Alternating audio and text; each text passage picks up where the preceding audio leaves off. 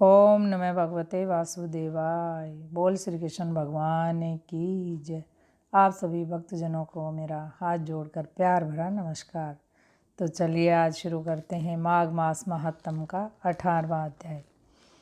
श्री वशिष्ठ जी कहने लगे कि हे राजन, मैंने दत्तात्रेय जी द्वारा कहा गया माघ मास महात्म कहा, अब माघ मास के स्नान का फल सुनो। हे परंतु माघ स्नान सब यज्ञों, व्रतों और तपों का फल देने वाला है। माघ मास में स्नान करने वाले स्वयं तो स्वर्ग में जाते ही हैं, उनके माता पिता और दोनों के कुल को भी स्वर्ग प्राप्त होता है। जो माघ मास में सूर्योदय के समय नदी आदि में स्नान करता है, उसके माता पिता के 7 कुलों की पीढ़ी स्वर्ग को प्राप्त हो जाती है। माघ मास में स्नान करने वाले दुराचारी और कुकर्मी मनुष्य भी पापों से मुक्त हो जाते हैं, और इस मास में हरि का पूजन करने वाले पाप समुदाय से छूटकर भगवान के समान शरीर वाले हो जाते हैं। यदि कोई आलस से भी माघ में स्नान करता है, उसके भी सब पाप नष्ट हो जाते हैं। जैसे गंधर्व कन्याएं राजा के श्राप से भयंकर कल को भोगती हुई लोमेश ऋषि के वचन से माघ में स्नान करने से पापों से छूट गई। यह वार्ता सुनकर राजा दिलीप विनयपूर्वक पूछने लगा, गुरुदेव, ये कन्याएं किसकी थी? उनको कब और कैसे श्राप मिला? उनके नाम क्या थे? ऋषि के वाक्य से कैसे श्राप मुक्त हुई और उन्होंने कहाँ पर स्नान किया? आप विस्तार पूर्वक सब कथा कहिए। वशिष्ठ जी कहने लगे, राजा, जैसे अरणी से स्वयं अग्नि उत्पन्न होती है, वैसे ही यह कथा धर्म और संतान उत्पन्न करती है।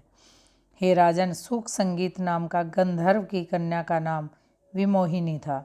सुशीला तथा सवर वेदी की सुम्बरा, चंद्रकांता की सुतारा और सुप्रभा की कन्या चंद्रिका, ये सब 5 सब समान आयु वाली तथा चंद्रमा के समान कांति वाली और सुंदर थी। जैसे रात्रि को चंद्रमा शोभायमान होता है, वैसे ही पुष्प की कलियों के समान खिली हुई ये अप्सराएं थी। ऊंचे प्योधर वाली पद्मनी, वैशाख मास की कामिनी, यौवन दिखाती हुई नवीन पत्तों वाली लता के समान गोरे रंग और सोने के समान चमकती हुई और सोने के अलंकारों से शोभित सुंदर वस्त्र धारण किए, अनेक प्रकार के गाने और वीणा तथा बांसुरी और दूसरे के बाजे बजाने में प्रवीण और ताल, स्वर्ण, स्वर और नृत्य कला में निपुण थी। इस प्रकार वो कन्याएं क्रीड़ा करती हुई कुबेर के स्थान में विचरण करती थी। एक समय कौतुकवश माघ मास में एक वन से दूसरे वन में विचरती हुई मंदिर के पुष्प तोड़कर सरोवर पर गौरी पूजा के लिए गई। स्वच्छ जल के सरोवर में स्नान करके, वस्त्र धारण करके, मौन हो, बालू मिट्टी की गोरा बनाकर, चंदन, कपूर, कुमकुम और सुंदर कमलों से उपचार सहित पूजन करके ये 5 कन्याएं ताल नृत्य करने लगी।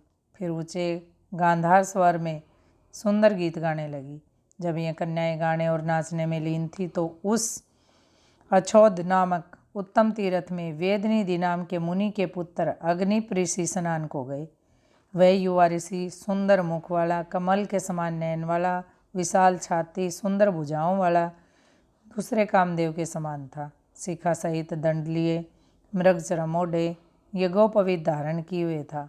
उसको देखकर 5 कन्याएं मुग्ध हो गई और उसका रूप एवं यौवन देखकर कामदेव से पीड़ित हो देखो देखो ऐसा कहती हुई उस ब्राह्मण के चित्त में कामदेव का डर उत्पन्न करने लगी और आपस में विचार करने लगी कि यह कौन है। रति रहित होने से कामदेव नहीं, एक होने से अश्वनी कुमार नहीं, यह कोई गंधर्व या किन्नर या काम रूप धारण कर कोई सिद्ध या किसी ऋषि का श्रेष्ठ पुत्र या मनुष्य है।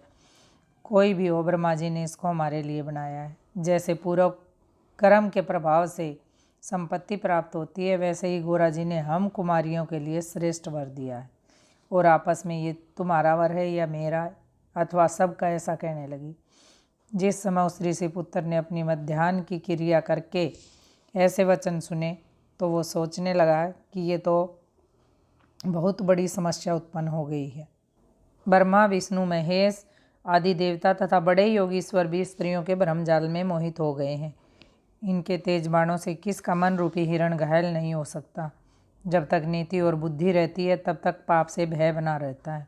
जब तक तप की गंभीरता रहती है, यम विधि का पालन होता है, तब तक मनुष्य स्त्रियों के काम रूपी बाणों से विंधा नहीं जाता है। ये मुझे उन्मत्त और मुग्ध कर रही हैं। किन गुणों से धर्म की रक्षा हो सकती है? स्त्रियों के मांस, रक्त, मल, मूत्र से बने घृणित और अशुद्ध शरीर से कामी लोग ही सुंदरता की कल्पना करके रमण कर सकते हैं। शुद्ध बुद्धि वाले महात्माओं ने स्त्रियों के पास रहना कष्ट का रखा है। सो जब यह पास आए तो घर चले जाना चाहिए। अतः जब तक वह मेरे पास आई वह योग बल के द्वारा अंतर्ध्यान हो गया। ऋषि पुत्र के ऐसे अद्भुत कर्म को देखकर वह चकित होकर डरी हुई चारों तरफ देखने लगी और आपस में कहने लगी, ये क्या इंद्रजाल था जो देखते ही देखते विलीन हो गया। और वह विरह की अग्नि में जलने लगी और कहने लगी कि हे कांत, तुम हमको छोड़कर कहाँ चले गए? क्या तुमको वर्मा ने हमारी विरह रूपी अग्नि में जलाने के लिए ही बनाया था? क्या तुम्हारा चित्त दया रहित है जो हमारा चित्त दुखाकर चले गए? क्या तुमको हमारा विश्वास नहीं? क्या तुम कोई मायावी हो? बिना किसी अपराध के हम लोगों पर क्यों क्रोध करते हो? तुम्हारे बिना हम जी नहीं पाएंगे। जहाँ आप गए हो हमें शीघ्र ले चलो, हमारा संताप हो और हमें दर्शन दो। सज्जन लोग किसी का नाश नहीं देखते। इससे आगे की कथा अगले अध्याय में सुनेंगे। बोल श्री कृष्ण भगवान की।